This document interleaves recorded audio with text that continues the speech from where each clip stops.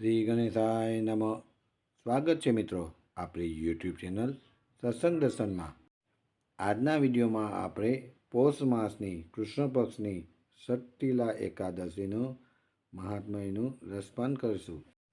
એક સમયે દાલભ્ય ઋષિએ પુલસ્ય ઋષિને પૂછ્યું, હે મુનીશ્વર, મનુષ્ય લોકમાં બ્રહ્મહત્યા આદિ મહાન પાપ કરે છે અને બીજાના ધનની ચોરી, બીજાની ઉન્નતિ જોઈને ઈર્ષા આદિ કરે છે, તો પણ તેમને નરક પ્રાપ્ત થતું નથી. તેનું શું કારણ છે?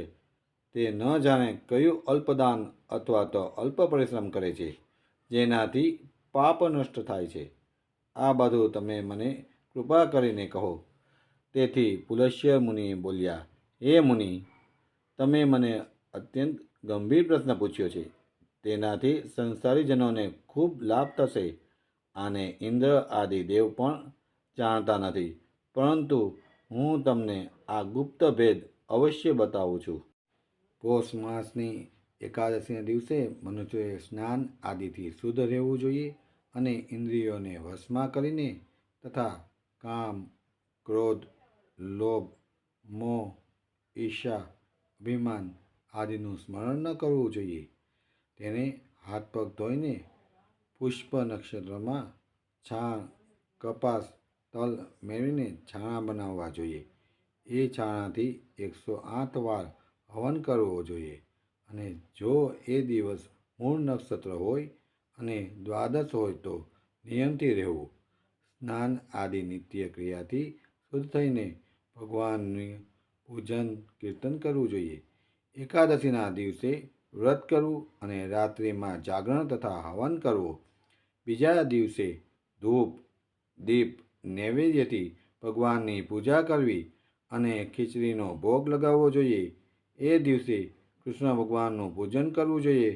તેમને પેઠા, નારિયેળ, સીતાફળ, સોપારી સહિત અર્ઘ્ય દેવા જોઈએ. પછી તેમની સ્તુતિ કરવી જોઈએ કે હે ભગવાન, તમે અશરણોને શરણમાં દેનાર છો. તમે સંસારમાં ડૂબેલાનો ઉદ્ધાર કરનાર છો. હે પુનરીકાક્ષ, હે કમલ નેત્રાધારી, હે વિશ્વ ભગવાન, હે જગતગુરુ, તમે લક્ષ્મીજી સહિત મારા આ તુચ્છ અર્ઘ્યનો સ્વીકાર કરો. તે પછી બ્રાહ્મણને તલનું દાન કરવું જોઈએ. આ રીતે મનુષ્ય જેટલા તલનું દાન કરે છે તે તેટલા જ સહસ્ર વર્ષ સ્વર્ગમાં નિવાસ કરે છે. પેલું, તલથી સ્નાન કરવું, તલને શરીરને માલિશ કરવું, તલનું તિલક કરવું, તલનો હવન કરવું, તલનું ભોજન કરવું, તલનું દાન, આ ષષ્ઠીલા કહેવાય છે.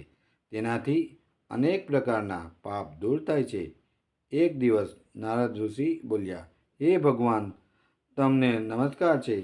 આ ષષ્ઠીલા એકાદશીનું કયું પુણ્ય હોય છે અને એની કઈ કથા છે, તે કૃપા કરીને કહો. શ્રી કૃષ્ણ ભગવાન બોલ્યા, હું તમને આંખે જોયેલી સત્ય ઘટના કહું છું, તે ધ્યાનપૂર્વક સાંભળો. પ્રાચીન સમયમાં મૃત્યુલોકમાં એક બ્રાહ્મણી રહેતી હતી. તે સદૈવ આ વ્રત કરતી હતી. એ સમયે તે 1 માસ સુધી વ્રત કરતી રહી. તેનાથી તેનું શરીર અત્યંત દુર્બળ થઈ ગયું. તે અત્યંત બુદ્ધિમાન હતી, છતાં તેને ક્યારેય દેવતાઓ તથા વ્રતોથી પોતાનું મન અસ્થિર ન કર્યું. આ રીતે મેં વિચાર્યું કે બ્રાહ્મણીએ વ્રત આદિથી પોતાનું શરીર શુદ્ધ કરી લીધું છે અને તેને વૈષ્ણવ લોકમાં પણ મળશે, પરંતુ તેને ક્યારેય અન્નદાન કર્યું ન હતું, તેથી તેની તૃપ્તિ થવી મુશ્કેલ છે. આવું વિચારીને હું મૃત્યુલોકમાં ગયો અને બ્રાહ્મણી પાસે અન્ન માંગ્યું. તે બોલી, હે મહારાજ, તમે અહીં શા માટે આવ્યા છો? મેં કહ્યું, મને ભિક્ષા જોઈએ છે. તેથી તેને મને એક માટીનો પિંડ આપી દીધો. હું તે લઈને સ્વર્ગમાં પાછો ફર્યો. થોડા સમય વીત્યા. તે બ્રાહ્મણી પણ શરીર ત્યાગીને સ્વર્ગમાં આવી. મૃત્યુપિંડના પ્રભાવથી તેને એક જગ્યાએ એક આમ્ર વૃક્ષ સહિત ગૃહ મળ્યું, પરંતુ તેને તે ગૃહમાં કોઈ અન્ય વસ્તુ ન મેળવી. તે ગભરાઈને મારી પાસે આવી અને કહેવા લાગી, હે ભગવાન, મેં અનેક વ્રત આદિથી તમારી પૂજા કરી છે, પરંતુ મારું ઘર વસ્તુઓથી રહિત છે, તો તેનું કારણ શું છે? મેં કહ્યું, તું તારા ઘરે જા અને દેવ સ્ત્રીઓ તને જોવા આવશે. જ્યારે તું તેમના જોડેથી ષઠ્ઠીલા એકાદશીનું પુણ્ય અને વિધિ સાંભળી લે ત્યારે જ દરવાજો ખોલજે. ભગવાનના આવા વચન સાંભળીને તે પોતાના ઘરે ગઈ અને જ્યારે દેવ સ્ત્રીઓ આવી અને દ્વાર ખોલવા લાગી ત્યારે બ્રાહ્મણી બોલી, જો તમે મને જોવા આવી હો તો ષષ્ઠીલા એકાદશીનું મહાત્મય કહો. તેનાથી એક દેવ સ્ત્રી બોલી, સાંભળો, હું તે કહું છું. જ્યારે તેમણે ષષ્ઠીલા એકાદશીનું મહાત્મય સંભળાવી દીધું, તેને દેવ સ્ત્રીઓના કહ્યા અનુસાર ષષ્ઠીલા વ્રત કર્યું અને તેના પ્રભાવથી તેનું ઘર ધન ધાન્યથી ભરપૂર થઈ ગયું. તેથી મનુષ્યોએ મૂર્ખતા છોડીને ષષ્ઠીલા એકાદશીનું વ્રત કરવું જોઈએ. તેનાથી મનુષ્યને જન્મ જન્મના આરોગ્ય પ્રાપ્ત થાય છે. આ વ્રતના પ્રભાવથી મનુષ્યના સમસ્ત પાપ નષ્ટ થાય છે. ભગવાન શ્રી કૃષ્ણના કહેવા અનુસાર બ્રાહ્મણીએ ષષ્ઠીલા એકાદશીનું વ્રત તથા કથાનું મહાત્મ્ય સાંભળ્યું અને તેના પાપો નષ્ટ થયા.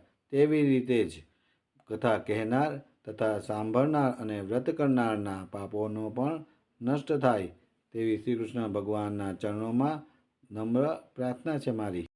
અમારો આજનો આ વિડીયો આપને ઉપયોગી લાગ્યો હોય તો વિડીયોને લાઈક કરો તેમજ તમારા સગા સ્નેહીઓ અને મિત્રોને શેર કરો. અમારા આ સત્સંગ દર્શન ચેનલ ઉપર સનાતન ધર્મને લગતા આવા જ ઉપયોગી વિડીયો મૂકવામાં આવે છે. માટે આવા ઉપયોગી જ્ઞાન મેળવવા અમારી ચેનલને સબસ્ક્રાઈબ કરો અને નોટિફિકેશન બેલ ઓન કરો, જેથી વિડીયો મૂકતા જ આપને જાણકારી મળી રહે. નવા વિષયના વિડીયો સાથે ફરી મળીશું. ધન્યવાદ. જય શ્રી કૃષ્ણ.